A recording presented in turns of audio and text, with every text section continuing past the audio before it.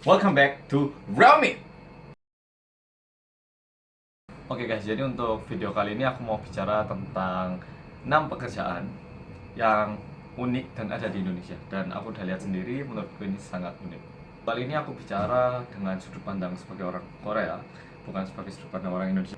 Jadi kalau kalian yang lihat, mungkin kalian bisa bilang, itu kan pekerjaannya biasa, udah ada mulai papaku ke SD. Ya, jadi ini dari sudut pandang sebagai orang luar negeri. Dan mungkin ada juga beberapa pekerjaan yang belum kamu lihat. Kalau mau lihat, silakan lihat selama kalian ada di Indonesia. Pode, jadi konsisten masuk helmnya dikunci terus pode 2000 keluar luar dalam sama pode. Yang pertama adalah tukang parkir. Jadi kalau di Korea kan nggak ada namanya orang tukang parkir itu. Soalnya kalau di Korea kan udah sistematis seperti kita ke mall-mall di Jakarta atau dimanapun, nggak ada yang namanya orang menjagakan gitu. Kayak depannya Alfamart, Indomart, karena nggak ada mesin seperti itu, jasa tukang parkir sangat-sangat dibutuhkan. Nah, kenapa orang Korea nggak paham tentang pekerjaan ini? Ini seperti ini pandangannya. Itu tanahnya mereka emang.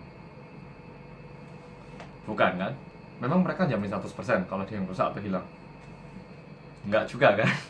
Contohnya sih aku sendiri dulu pernah sama temenku, berdua aku di Konjangan. Karena kita haus, kita mampir Indomaret kali minum. Kan beli minum paling nggak ada 2-3 menit, akhirnya kita langsung cuman cangklongin di ininya di ini nih loh, spionnya. Nah, habis beli air kok rasanya ada yang nggak enak gitu loh. Terus kita lihat bener helmnya hilang. Ya, jadi mungkin itu mengapa alasannya harus ada tukang. Ada satu lagi cerita aku dengar, tahu pentilnya ban yang nutup itu. Kalau biasa kan yang hitam, tapi kan ada yang bagus-bagus kayak bentuk Coca-Cola, yang lampu dan macam-macam gitu. Aku pernah dengar katanya orang-orang itu sengaja muternya pakai tang biar aman. Nah, tapi yang nyuri itu juga bawa tang biar bisa ngambilin pentil bannya itu. Yang kedua, Pak Oga atau polisi cepek. Polisi cepek yang aku maksud di sini itu bukan polisi cepek yang bocah-bocah biasa atau orang-orang biasa. Polisi cepek yang aku maksud itu seperti Pak Udin dan satu bapak lagi yang ada di Surabaya, katanya di Tanah Rumput. Yang Pak Udin ini di Tangerang. Dua-duanya aku pernah lihat langsung, amazing. Bener-bener ini sih, menakjubkan. Kalau menurutku menakjubkan, bener-bener menakjubkan. Untuk yang Surabaya ini aku belum pernah wawancara atau ketemu sama orangnya langsung, tapi aku pernah lihat langsung di Surabaya waktu aku main-main sama temenku. Dan kostumnya macam-macam, kamu bisa cari di Google juga, ini ada beberapa foto yang aku taruh. He brings it to the next level. Jadi ini bukan kayak pekerjaan biasa yang membosankan, tapi dia bikin ini lebih unik sehingga orang-orang yang lewat pun merasa terhibur sepertinya. Jadi pendapatannya pun juga naik. Untuk Pak Odin ini ekstrim banget. Beliau ini nggak cuma pakai kostum yang unik seperti baju dinas, pemadam kebakaran, polisi, tentara dan lain-lainnya lagi, tapi beliau ini juga melakukan action-action yang heboh ketika mendapat uang. Aku taruh sedikit video ini, nggak bisa panjang-panjang karena ada, tahu kan, hak milik. Ya, jadi ini videonya Pak Udin. Nah, beliau seperti itu ketika dapat uang, entah 1.000 atau berapapun. Kalau uangnya besar biasanya lebih macam-macam actionnya. Seperti itu, salto dan kasih jempol. Hai, siap! Nah, seperti itu. Ya, udah lihat? Kayak gitu ekstrimnya. Jadi aku bilang ini pekerjaan yang unik, cuman bisa kamu lihat di Tangerang. Untuk beliau ini aku udah ketemu langsung di Tangerang. Aku pernah ke rumahnya, pernah wawancara dengan beliau. Hal yang unik, tahu sepeda motornya bapak ini apa? Ninja 2 tak warna hijau. Percaya nggak percaya? Silakan dilihat sendiri ke tangan. Yang ketiga ini udah nggak ada lagi karena ini ketiga, namanya juga three. The third is 3-in-1. Jadi yang di Jakarta, daerah MH Tamrin itu kan merupakan kawasan 3-in-1. Kita semua yang SD, SMP di Indonesia kayaknya tahu tentang 3-in-1 kan? Karena waktu SD kayaknya ada di buku cetak deh. Ini uniknya pasti tahu kan, ada joki-joki 3-in-1. Kalau udah sore gini sambil ngendok enam. Karena 2 orang. Jadi orang-orang ini pun aku pernah wawancarai langsung waktu itu, sama TV Korea juga aku waktu kerja.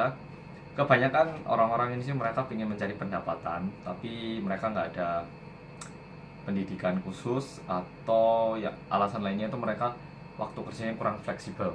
Jadi contohnya satu ibu itu dia dulu kerja sebagai mbok jamu yang jual jamu, tahu kan? Mbok jamu.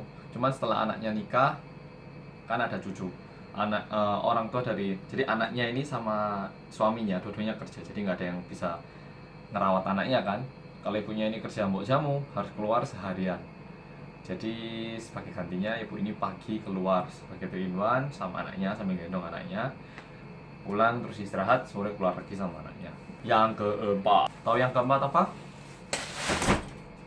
Jadi kalau tukang payung sama joki payung ini aku pernah pakai sendiri, ini di Jakarta waktu. Jadi ada Mall Grand Indonesia sama Plaza Indonesia, ini kan dua mall yang dekat banget sebenarnya, tapi harus nyebrang jalan gitu loh. Nggak ada jalan tembusan kayak underground atau dari mall ke mall. Jadi kalau mau pindah mall kita itu harus lewat jalan biasa, dan nggak jauh sih, cuman agak muter gini loh. Jadi kalau pas hujan itu kita nggak bisa. Nah, aku waktu itu sama kakakku, aku di Jakarta, habis dari Grand Indonesia mau pindah ke Plaza Indonesia. Nah, waktu mau pindah ini kan hujan. Nah, kita bingung. Naik taksi, ya nggak apa-apa sih, tapi nanggung banget gitu loh. Akhirnya kita mikir gimana. Nah, nggak lama ada satu bocah, kayaknya SD kelas 4, 3, 4, 5 lah sekitar itu, masih kecil banget. Dia ngasih payung gini. Ya deh, coba pakai payung aja daripada naik taksi. Ya udah. Jadi anak-anak ini mereka pakai payung. Kalau ada orang yang mau nyebrang atau pakai payung, mereka ini kasih payungnya. Terus mereka kena hujan sampai tujuan, mereka ambil kembali payungnya sama ya uang. Biayanya ini kayaknya nggak ditentukan, jadi seikhlasnya sepertinya, aku nggak tahu. Cuman waktu itu karena anaknya kecil banget, terus kita merasa agak nggak enak kalau kasih dikit, kita kasih 20.000 sebenarnya. Kasihan banget anaknya. Terus anaknya juga baik, mereka nggak nagih duit. Kelima, pawang. Jadi pawang ini ada sekitar 3 pawang di dalamnya.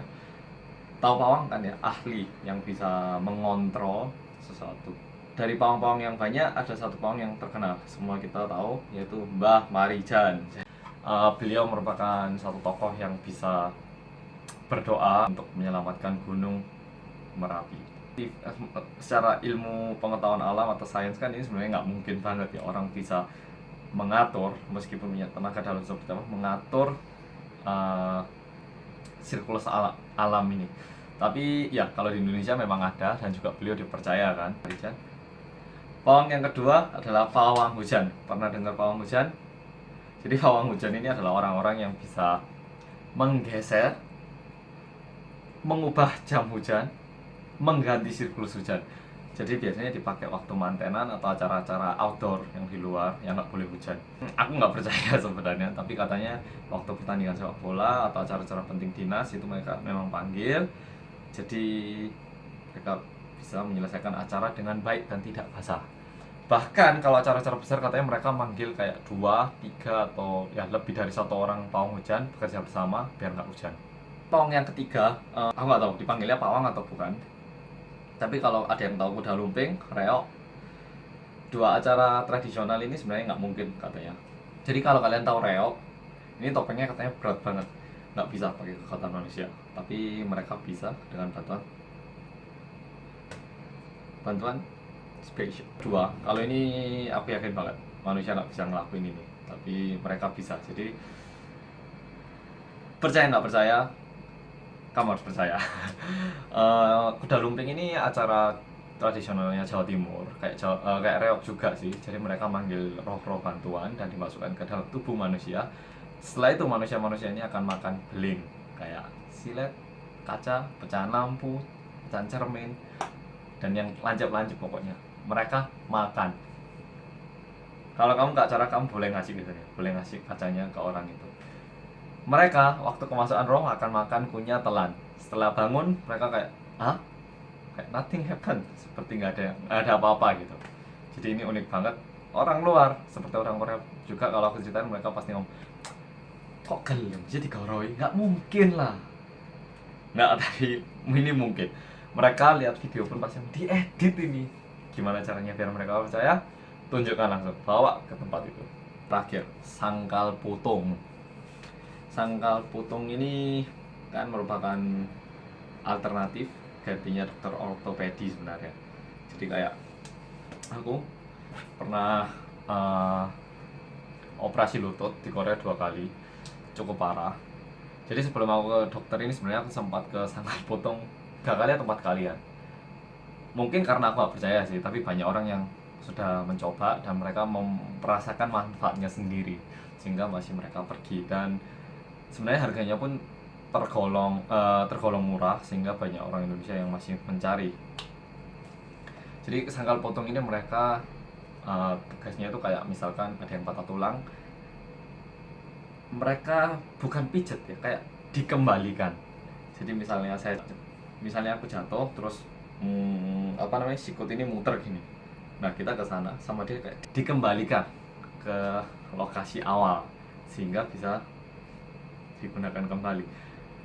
Jadi kalau dengar dari cerita orang-orang sih katanya masuknya ngesot, keluarnya jalan, masuknya bongkok, keluarnya tegak, masuk tangan nggak bisa dipakai, keluarnya dampelan gitu. Tapi katanya masuknya tangan nggak bisa dipakai, keluar udah bisa ditekuk, udah bisa nyetir motor. Jadi ini juga percaya nggak percaya, tapi unik banget menurutku dan orang-orang Korea. Itu guys, jadi ada 6 pekerjaan yang menurutku unik unik banget. Jadi selama ada di Indonesia, manfaatkan itu sebisa mungkin. Video berikutnya aku coba posting beberapa pekerjaan yang di Korea itu biasa, tapi kalau dilihat orang Indonesia sedikit, gitu. Aku akan usahakan.